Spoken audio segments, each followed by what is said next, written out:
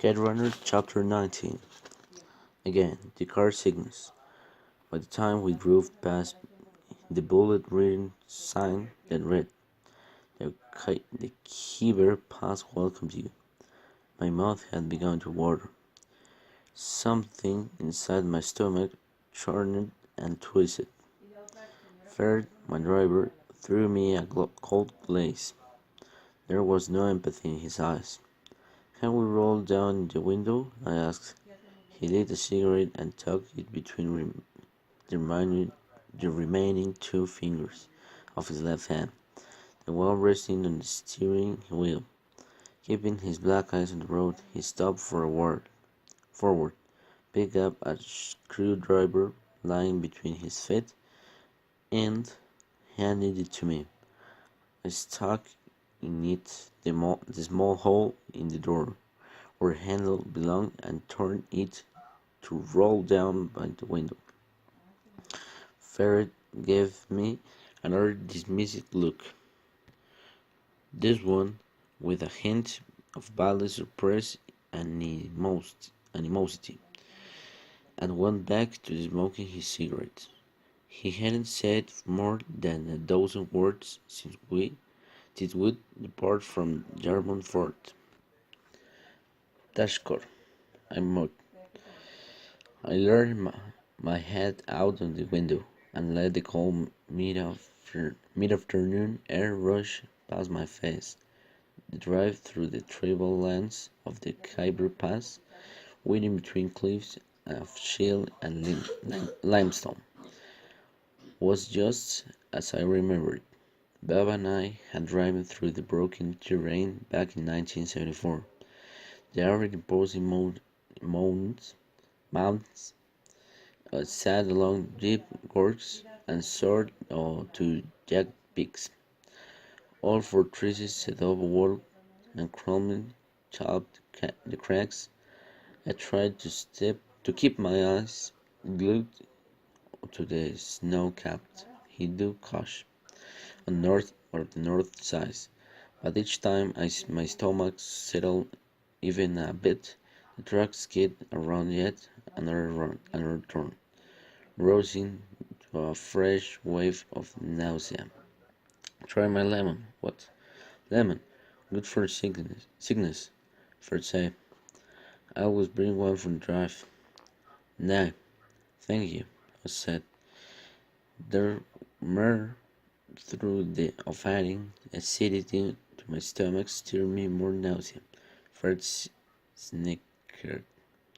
"It's not fancy like American medicine?" "I know, just an old remedy my mother taught me." I regret, blowing my chest to warm up to him. "In that case, maybe you should give me some." He grabbed a paper bag from the basket and plucked a half lemon out of it. I bit down on it, waited a few minutes. "You were right. I feel better," I lied. I said again, I knew it was better to be miserable than rude. I forced a weak smile. "Old Watani trick. No need for fancy medicine," he said. His tone bordered on the surly.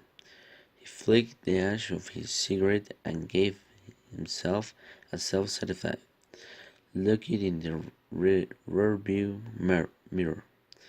He was a Tajik and lanky, dark man with a weather-beaten face, narrow shoulders, and a long neck punctuated by a protruding honest pupil that only peeked from behind the beard when he turned his head.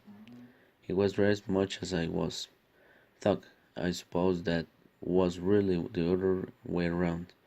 Rock woven wool blanks wrapped over a grey pit hat to bab and a vest. On his head we drove brown Paco, tilted slightly on one side, like the Tajik hero Ahmad Shah Massoud, referred by the Tajiks as the Lion of Pashter. and it was Brahim Khan who had introduced me to Farid in patchwork. He told me Farid was 29, though he had the word and face of a man 20 years older. He was born in Masari Sharif and lived there until his father moved his family to Jalalabad. When Farid was 10, at 14, he and his father had joined to the Hindans against Shorwai. They had fought in the Panjshir Valley for 2 years until helicopter gunfire had torn the older man into pieces. Farid had 2 wives and 5 children. He used to have 7. Rahim Khan said with a rueful look that he lost his 2 youngest girls a few years earlier in a landmine blast just outside Galahad. The same explosion that had severed toes from his feet and 3 fingers of his left hand. After that, he had moved his wives and children to Peshawar. Checkpoint. Fred groaned.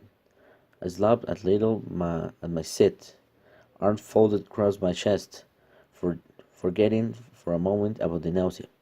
But I needed have worried. 2 Pakistani military approached our depleted land cruiser, took my cursory glance inside, and waved us on. Farid was first on the list of preparation Rahim Khan and I made. A list that included exchanging dollars for Kaldar and Afghani bills. My garment and pakul iron coat. I'd never worn either when I'd actually lived in Afghanistan. The Polaroid of his son and Sorab, and finally, perhaps, the most important item, an artificial bird, black and chest lamp, Sharia friendly, or at least the Taliban version of Sharia. Rahim Khan knew of a fellow in Peshawar who specialized in wearing them, sometimes for Western journalists to cover the war. Rahim Khan he had warned me to stay with him a few more days to plan more thoroughly, but I knew I had to leave as soon as possible. I was afraid I'd change my mind, and I was afraid I'd deliberately ruminate, agonize, rationalize, and talk myself into not going. I was afraid to appeal of my wife in America would draw me back, and I would wade back into that great big river and might let myself forget let things I had learned these last few years and sink into the bottom.